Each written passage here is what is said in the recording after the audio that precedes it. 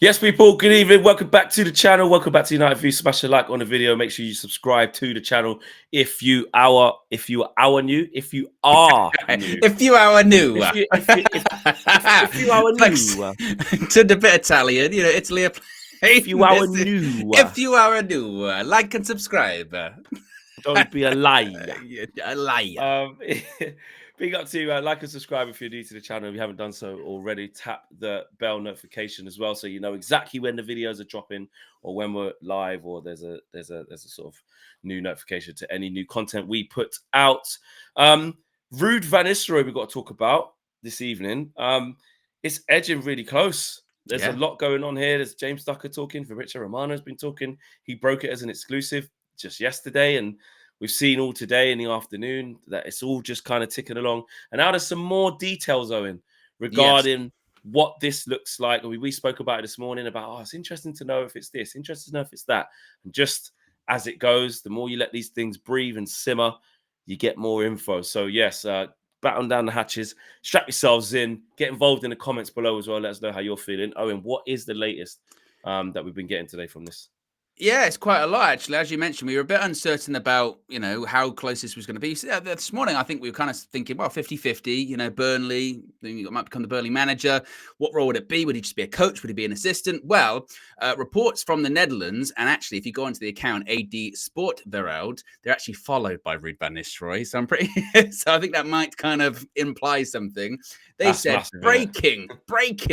Ruud van Nistelrooy is about to return to his old club, Manchester United. The former striker is in talks with the English top club to work as an assistant manager under head coach Erik ten Hag. Both parties are enthusiastic, so the intention is that Van Nistelrooy, together with ten Hag, who is most likely to extend his contract this summer, will work together for the longer term in the ambitious project at Old Trafford. Now, Fabrizio Romano, who broke the story exclusively 24 hours prior, said Ruud van Nistelrooy and Man United return in Ten Hag's coaching staff, advancing fast. So this one is developing quite quickly.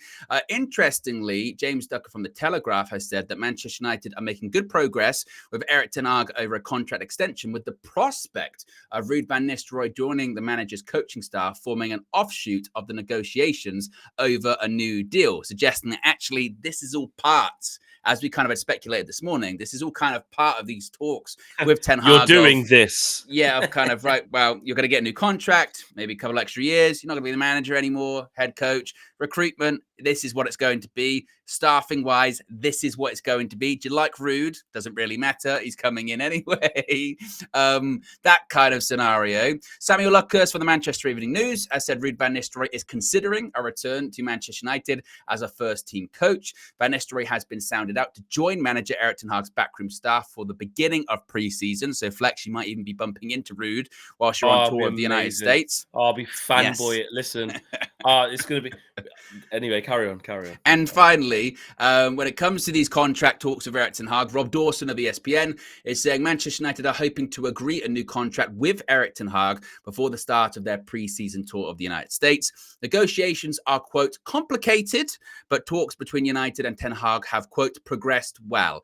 So you kind of get an insight there, Flex, I suppose, of, again, how all this is all kind of working out. It's probably no coincidence that they're saying there, well, these talks with Erik ten Hag are ongoing. They hope he's going to have a new contract before the beginning of pre-season, the tour of the United States. Oh, and also Ruud van Nistelrooy. He's expected to be in when? Just before the pre-season tour of the United States. So it kind of looks like all of this is linked, but there is some development on it, certainly. A lot to take in. It's interesting the reports are sort of saying assistant manager. That was the bit we were talking about. It's like it doesn't feel right in becoming a striker coach. What does that mean? Yeah, assistant manager. And this is actually quite big because let's look at this as the Ten Hag side of it. Again, Mitchell van der Gaag is his guy. That's his guy. Do you know what it's like? I'm going to be honest. It's like turning up to X Factor and they go, you know what, mate? You're all right, but better on your own. When Simon puts the hand up when they're singing the song, he goes like this. Yeah. Hang on. Have you thought working as a solo? Could you just, I tell you what, if you just wait out there, could we just get you to sing that again just by yourself? Could you just, it's kind of like that because this is his guy. And I'm not trying to paint the thing of like Ten Hag's not loyal. If Mitchell van der Gaag was really his guy, he'd walk out that door with him. But like, there is an element of Ten Hag's going, "Oh mate, sorry Mitch, like I've got to carry on, mate." he ain't walking out that door with him, is he? He's not saying with the reports that we're not seeing pushback from Ten Hag. Like, he's really not keen on being split up with Mitchell van der Gaag. It's causing friction. And I'm happy that that's not happening. I'm not saying I want drama for drama's sake. I'm just saying it's interesting to look in this new version of what's going on. We're about to have a new number 2. Like, these managers usually, right, they have their whole own team. Like, I know Poch's got like a whole group of guys, and, you know, Jose, like every manager has their group of guys, right? You know, Pep Linders with Klopp, etc., etc.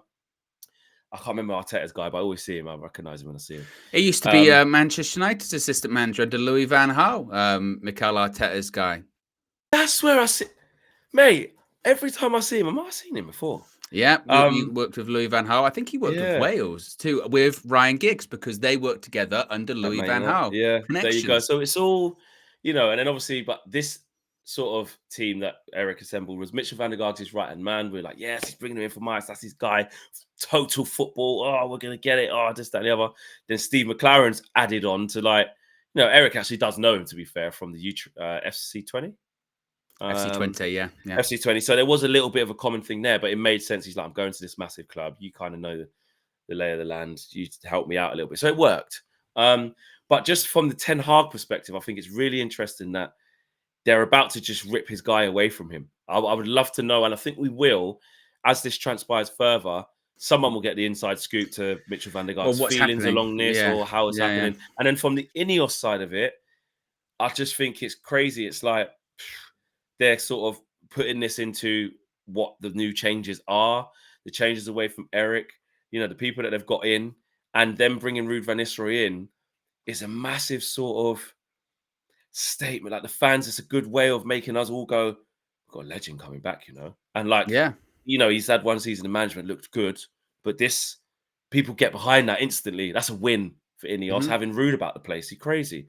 Hopefully, you know, we need it to be because he's, you know, fantastic at what he does, and he's at the required level, not just because he's got an aura about him where we're all going to be like, oh my God, it's Ruud van Nistelrooy. But the players will respect him straight away. They will. And the fans will be behind it.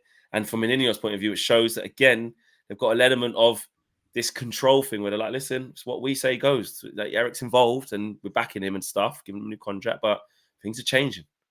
Yeah, things are changing. I mean, it must be said, the stuff with Mitchell van der Gaag, I mean, it hasn't been explicitly reported that he's definitely going to be going and all that kind of stuff. There had just been, I think that assumption is based on more, there had been reports of friction between players and him. And also recognition.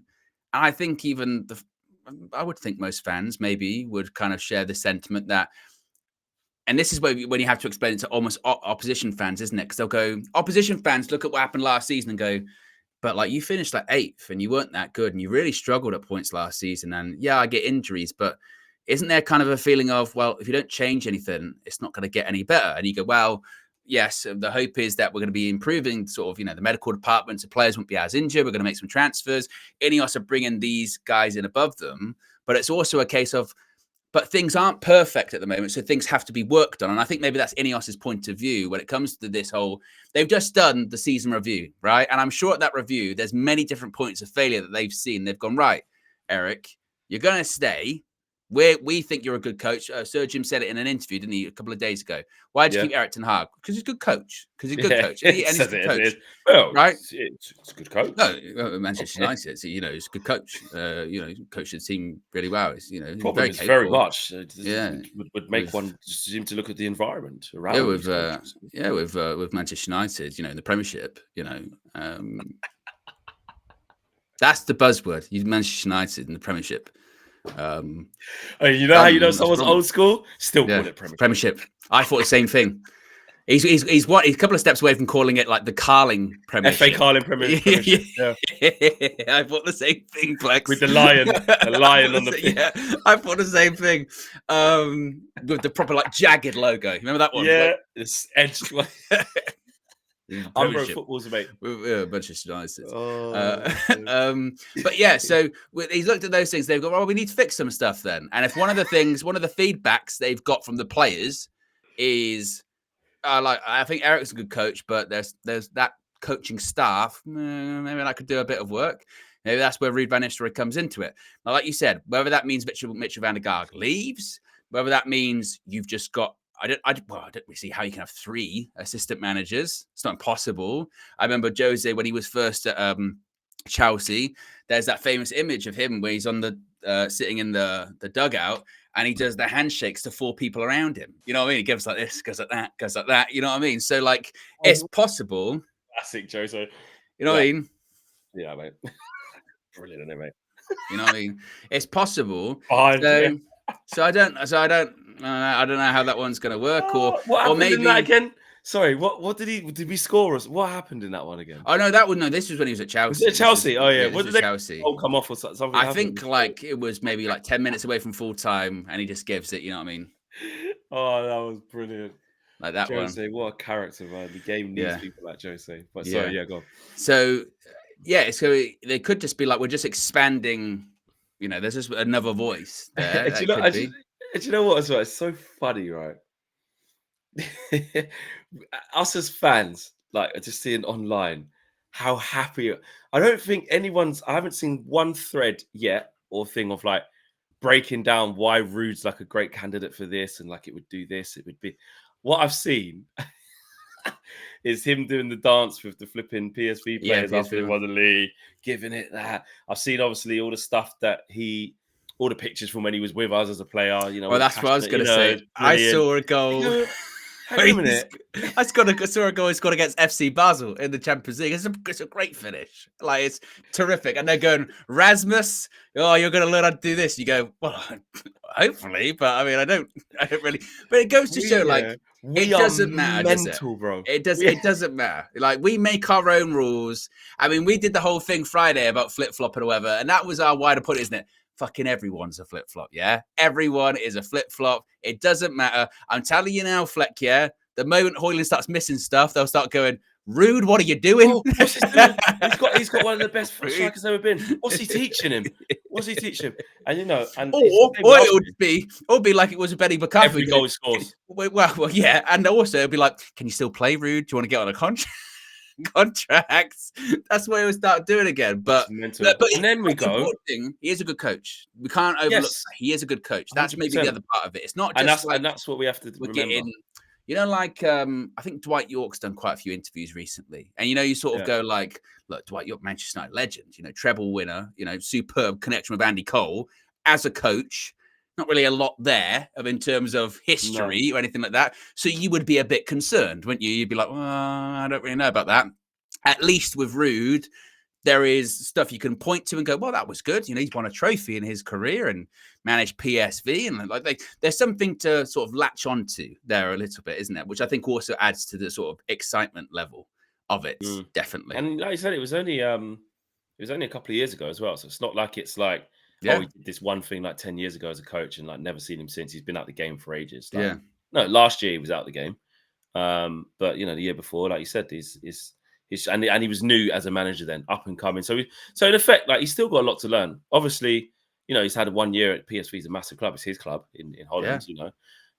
So he, you know, to go back there with that pressure, you know, shows he's not scared of having the pressure on his shoulders and stuff like that. He delivered a trophy and the Johan Cruyff Shield as well. So, you know, and all right, in the league, it didn't go that well. You know, finished second, but after that, cool. He decided to step away. So there's levels to go up, but it is just funny. Just us as fans, we're just like, "Where's Ruud van Nistelrooy, mate? Don't care." Like, yes, and we're like, "Tell you what, mate, Ten Hag keeps, you know, everything just because it's Dutch all the time. It was just because he knows them." Ruud van Nistelrooy straight in. Someone said, "Get Jaap Stam back in." I was just about to say it was the same. You know, when there was like that Jaap Stam link for like a week. Or yeah. People were like, "Bring him back." It's funny. We've got the second homecoming of the Netherlands squad. You know what I mean? Yeah, like, it's funny how it works, isn't it? It is funny how it works. But look, at the same time, take the power of Ten Hag. Give him loads more Dutch people. Yeah. Well, and now, if we do get Jared Brantford, we're gonna be like, links to Ruud, obviously managed him at PSV, you know, all that kind of thing. Oh yeah, he did, didn't he? Yeah. Exactly. The links happen, links strong. Yeah. But it does again line up with the reporting. Ineos want not a representative, but they've clearly, in all of their reviews, they've seen that coaching setup, and they've gone, we're not happy with that. We're not happy with that. We think you're a good coach, and we think some of these people involved are good coaches, but it ain't working, you know. And again, I don't think you can deny that that's the case from them. I mean, they would look at, when you do finish 8th, you do have to look at a lot of things. You can't just we're keeping Eric. Everything's staying the same. Everything's staying the same. We know things aren't staying the same anyway, because Omar Barada's starting in a few days' time. We know that things aren't staying the same because eventually, one day, Dan Ashworth will come in. We know that Jason Wilcox is still there. So things are evolving and things are changing. So the next natural step of that is them looking at it going, well, we think maybe, can you work with this coach? Can you work with these coaches? Why? We think they're good. Yeah. we think they'll make a difference. Yeah, but what about Mitchell? Well, let's have talk. Well, that's why we're having talks over it. I tell you what, Flex, that is something to hang over your head a little bit as well, isn't it? Going, we're willing to offer you a new contract. Brilliant. I really like the backing. Thank you very much. Just to kind of before you put pen to paper on that, I would read the T's and C's. Why? What's in there? Is everything the same as it is? There's a couple of changes. Yeah, there's the marked up version. Yeah, the other one. There's a couple of changes. Yeah. Or when you go on like one of those sort of like a PDF, like Adobe sort of thing. Goes, and you just got the little arrows. Or you highlight over it and you click it and it just goes no Mitchell. You go, oh, okay, well, okay, they've changed that one. Recruitment, great. Yeah, recruitment reduced. What does that mean? Reduced. Well, as it says here per clause 5.6. Yeah. It says it means this. Yeah, job title. That one's highlighted. It doesn't say manager anymore. It kind of says head coach, you know. But these are the things. What's different? Yeah, these are the things Ineos want to change, and that's part of it, you know. And Eric's got to agree to it, otherwise those talks are going to break down. Yeah. But be interesting to see if Mitchell van der Gaard goes to first team coach, maybe like something else. Well, that's what I mean. It'll be interesting to see what happens with that. But then, by all accounts, you know, he runs a lot of sessions and a lot of meetings there, and how does just from a sort of a political point of view, how would you then, if someone comes in above you, and you're not doing those sessions anymore, like how does that make you feel? What's the dynamic? They might have to just say goodbye altogether then, because how do you? And the influence that Ruud and the aura is going to have around the place as well is instant respect. It's different, man. Instant respect. So different. It's just like a standards thing, isn't it? Because he knows what it is to win at Man United. So we'll see. We'll keep you all posted across it. Smash a like on the video, subscribe to the channel if you're new. Get your comments in the boxes below. We want to see how you feel. Are you just gassed because it's Ruud and you just feel good to see him there? Just put really one long comment that just says and then lots of U's. Over and over and over. Rude. That's what I've been doing recently. So just spam the comments with that. Just exciting. It's just exciting. Oh gosh, honestly, it is just exciting. We'll see you guys tomorrow morning on the show, and of course later on tonight. I'm gonna be screaming at the top of my lungs when Italy done it. I did last night. Did you see last night's one? Did you see last? I haven't seen it actually. Oh yeah, I was going. You know, despair for Scotland, hope for Hungary, hope for Hungary. I was going. Oh, my goodness. I think I just literally put my hands up in the air and went, this is drama. This is sport. Who the fuck do I think I am? Martin Tyler? Yes, that's right, mate. You are. That is exactly who you should be being in those moments. Do not put yourself down. You are Martin Tyler / Peter Drury / whoever else. Clive, what's his name? Not Clive Tilsley. Guy Mowbray. Guy Mowbray. Guy Mowbray. There you go. All the legends. All the legends. For Hungary. For Hungary. They were hungry for hope, and now they've got it. Anyway, pain, hope for Hungary. Oh my God. See you guys later. We'll see you there. See you later on. Peace.